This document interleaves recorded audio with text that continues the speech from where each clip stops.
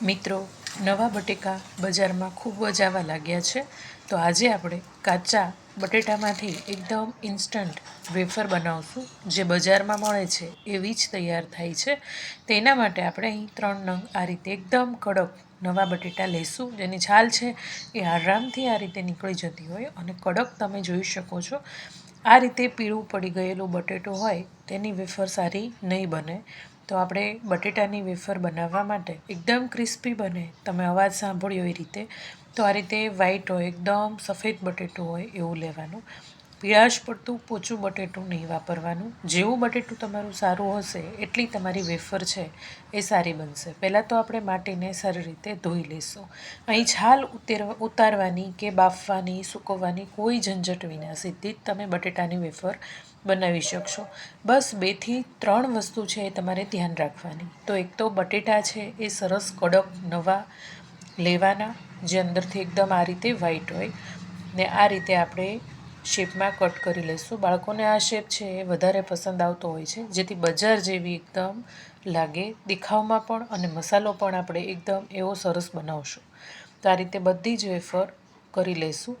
અને હા, તેલ સાથે જ ગરમ કરવા માટે રાખી દઈશું. જેટલી વારમાં આપણે વેફર કટ થાય એટલી વારમાં તેલ છે એ ગરમ થઈ જશે.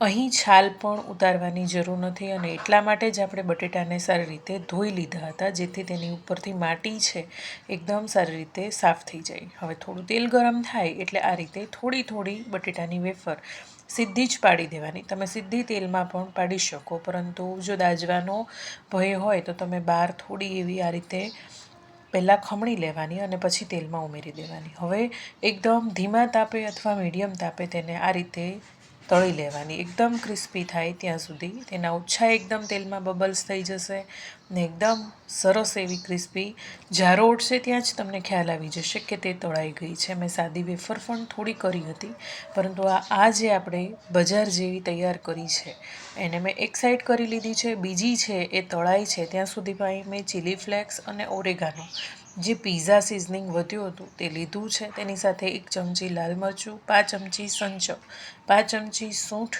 અને અડધી ચમચી આમચૂર પાવડરની સાથે 1 ચમચી ભરી બુરું ખાંડ લીધી છે. આ રીતે મસાલો તૈયાર કર્યો છે. આ મસાલો ખૂબ જ સ્વાદિષ્ટ લાગે છે, ને બજારમાંથી લાવ્યા હોય તેવી જ મસાલા વેફર તૈયાર થાય છે. જે રીતે તમે ટોમેટો વેફર ખાતા હોય એ રીતે તમને પસંદ હોય એ પ્રમાણે વધારે કે ઓછો મસાલો તમે આ સ્પ્રિંકલ કરી શકો. તો બહુ ઇન્સ્ટન્ટ એવી ફટાફટ 10 મિનિટમાં આ વેફર છે એ બની અને તૈયાર થઈ ગઈ હતી. બીજી પણ બની અને તૈયાર થાય છે.